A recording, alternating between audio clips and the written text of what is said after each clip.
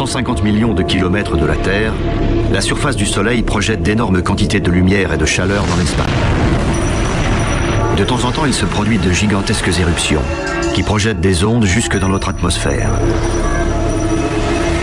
Ce phénomène n'a habituellement aucune conséquence sur nous. Mais dans des conditions très particulières, ces ondes provoquent sur Terre une tempête magnétique qui, en touchant les grands réseaux électriques, pourrait déclencher une panne d'électricité mondiale.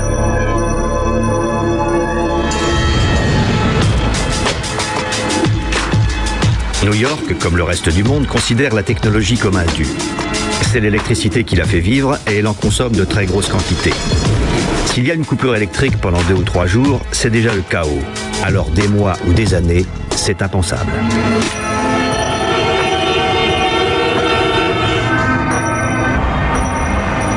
Les systèmes de santé, les communications, l'économie mondiale et des éléments essentiels comme l'alimentation en eau seraient gravement mis en péril si la tempête magnétique absolue que nous prédisent certains scientifiques se produisait effectivement.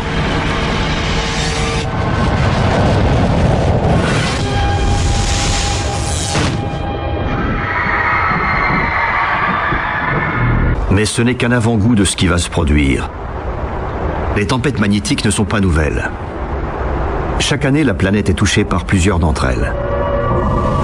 Complètement inoffensives pour la plupart, elles sont à l'origine des aurores australes et boréales. Mais comme nous sommes de plus en plus dépendants de la technologie, nous sommes aussi plus sensibles aux dégâts que peuvent occasionner les plus grandes tempêtes magnétiques.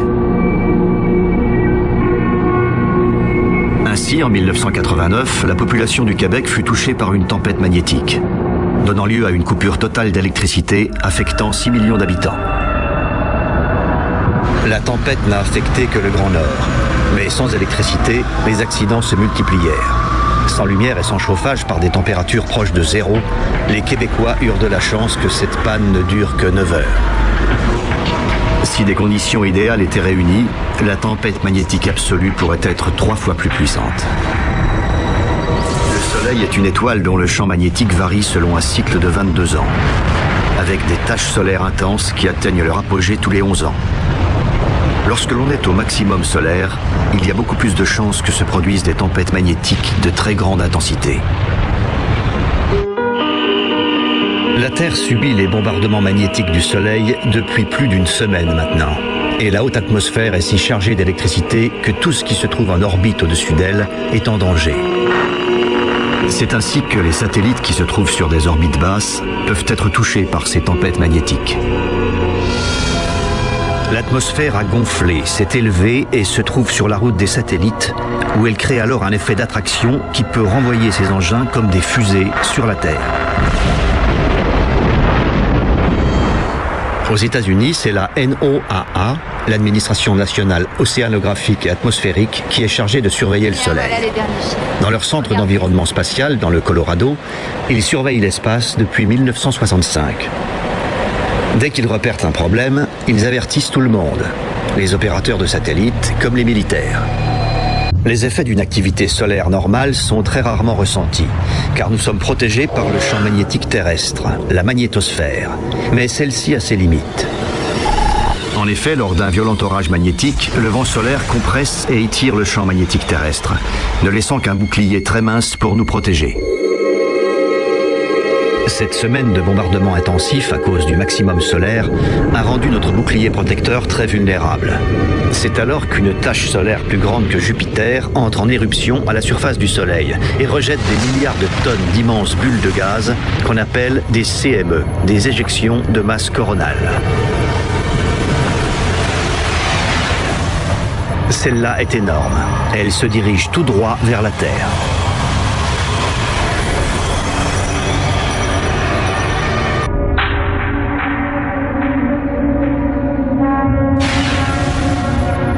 Il pourrait se passer entre 12 heures et plusieurs jours avant que nous ne ressentions sur Terre l'impact de cette énorme masse de gaz et de plasma solaire.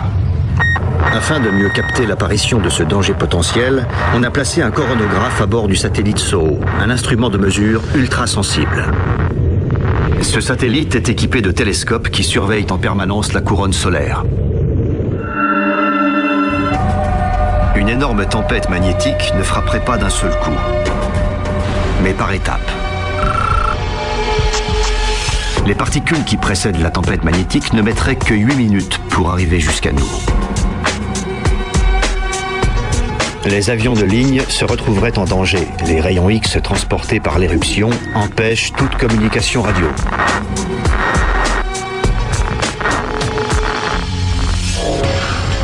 Quelques minutes à peine après l'éruption solaire, se produirait la deuxième étape, qu'on appelle une tempête de radiation, et qui peut provoquer des problèmes encore plus graves. En effet, à cause de ces radiations, tous les appareils électroniques peuvent être mis hors d'état de fonctionner. Au sol, nous sommes protégés des plus graves effets de cette tempête de radiation par les forces combinées de la magnétosphère et de l'atmosphère. Mais tous ceux qui se retrouveraient à l'extérieur de cette barrière naturelle, comme les astronautes, n'auraient que quelques minutes pour se mettre à l'abri avant d'être soufflés par de fortes doses de radiation. Enfin, la dernière étape d'une tempête magnétique absolue serait ces immenses bulles de plasma émises par le Soleil, les CME. Elles peuvent se déplacer à très grande vitesse dans l'espace, près de 1000 km par seconde. Cependant, il est très difficile de déterminer précisément leur vitesse, leur trajectoire et leur puissance. C'est pourquoi les cellules de crise ont du mal à prévoir l'impact exact d'une tempête magnétique. Les satellites GPS ont révolutionné la navigation, mais ils feraient partie des nombreuses victimes magnétiques de cette ampleur. Leurs circuits électriques et leurs signaux seraient gravement perturbés.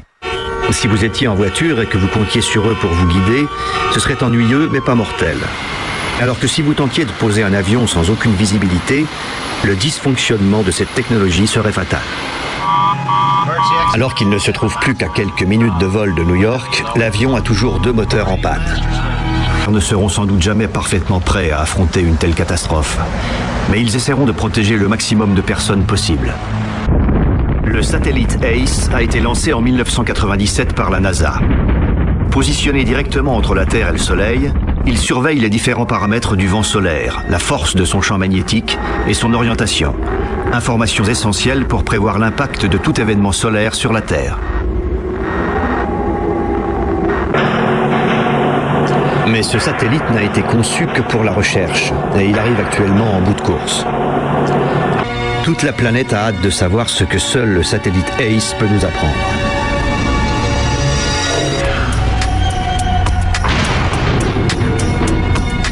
En dépit de la taille de cette tempête, sa puissance reste un mystère tant qu'on ne connaît pas sa polarité. Comme un aimant, la tempête a une polarité nord ou sud, et ACE peut nous le dire.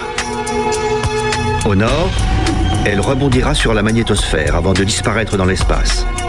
Mais l'autre option est ce que tout le monde redoute. Jusqu'à ce que la tempête magnétique touche ACE, il est impossible de connaître sa polarité et sa puissance.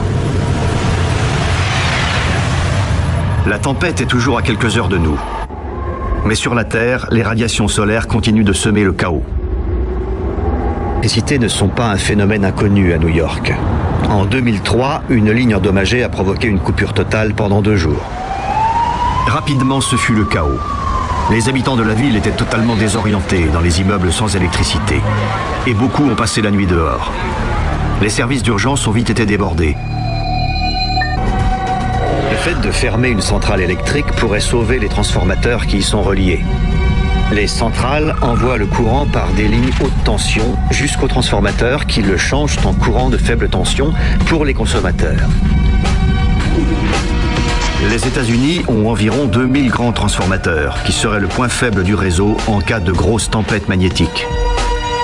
Dans le monde, des dizaines de milliers d'autres seraient confrontés aux mêmes ondes destructrices. À ce jour, nous avons la capacité industrielle pour produire au maximum 100 grands transformateurs par an. C'est-à-dire qu'après une tempête magnétique absolue, il faudrait près de 10 ans pour tous les remplacer. Le fait de fermer une centrale électrique permettrait bien sûr de sauver quelques transformateurs. Mais, ce qui est plus important, ce serait après la tempête la seule source d'électricité pour toute la ville. Les catastrophes récentes autour du monde ont appris une chose très importante aux autorités. Pour éviter un chaos social, il est indispensable que les autorités officielles rassurent les gens par leur présence et leur implication. Nanotesla est l'unité de mesure du champ magnétique. La plus grosse tempête magnétique jamais enregistrée jusque-là, en 1859, aurait été de 200 nanotesla.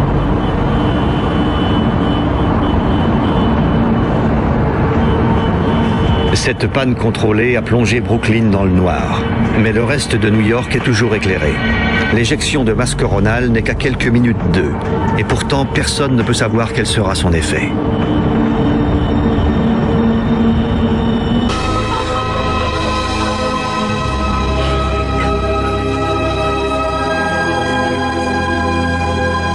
Les aurores boréales ou australes sont un rare et magnifique spectacle qu'on voit généralement près des pôles. Mais celle-là descend jusque vers l'équateur. Elle sera visible de presque partout cette nuit sur la Terre. Mais c'est une cruelle illusion.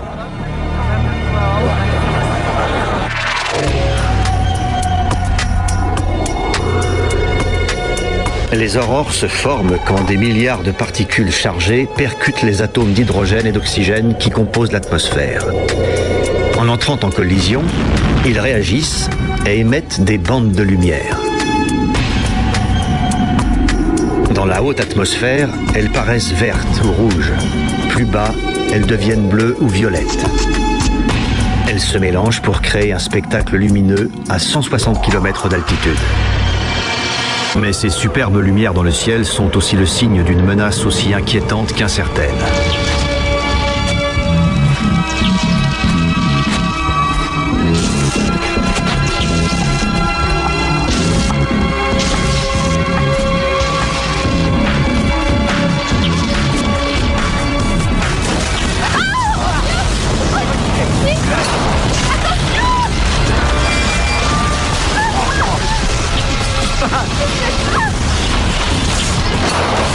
Attention, reculez! Éloignez-vous, ne restez pas là! Lorsque l'énergie de la tempête magnétique arrive, elle crée de puissants courants qui traversent le champ magnétique terrestre et qui finissent par circuler dans les réseaux électriques, en faisant sauter les transformateurs. La plus grande tempête magnétique de l'histoire provoquerait la plus importante et la plus longue panne d'électricité jamais connue.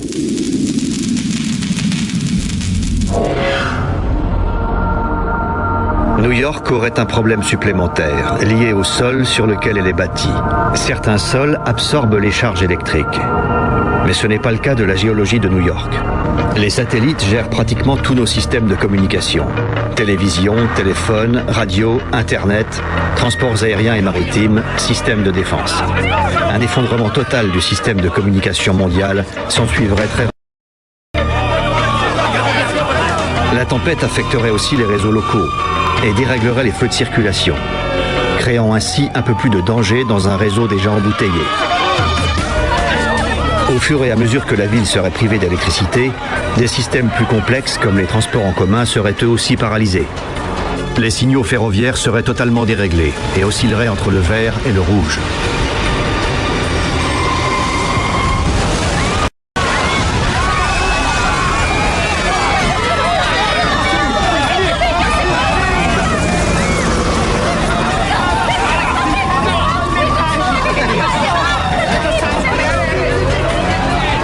En quelques minutes, le blackout gagnerait toute la ville. Le reste des États-Unis serait également plongé dans le noir. Partout sur Terre, les lumières s'éteindraient et immobiliseraient toute activité humaine. Pour les services de secours sur le terrain, ce qui paraîtrait d'abord une solution simple à une coupure de courant général, virerait très vite au cauchemar.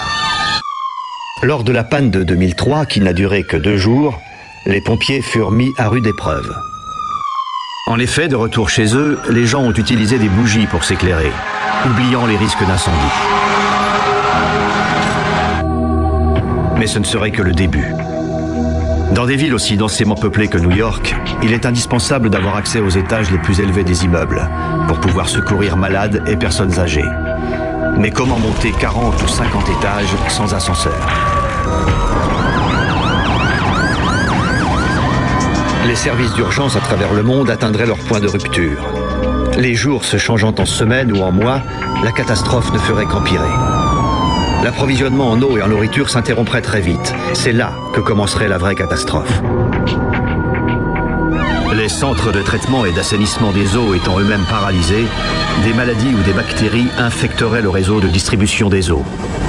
De vieux ennemis comme la typhoïde ou le choléra, les hépatites et les dysenteries réapparaîtraient rapidement. Les transformateurs à travers la ville ayant tous sauté, les générateurs de secours des hôpitaux prendront le relais. Mais seulement tant qu'il restera du carburant. Ce qui ne devrait pas excéder 3 jours. Dans ce scénario, plus de 200 grands transformateurs seraient endommagés aux États-Unis. Il faudrait au moins 2 ans pour les remplacer. Les transformateurs deviendraient une denrée rare. Et les pays les plus pauvres mettraient des dizaines d'années à reconstruire leur réseau électrique. Ça ne se produira peut-être pas pendant votre vie, mais ce n'est pas de la science-fiction. Nous savons que dans un avenir proche ou lointain, le Soleil expulsera une tempête aussi terrible que celle-là, et nous ne pourrons rien faire pour l'en empêcher.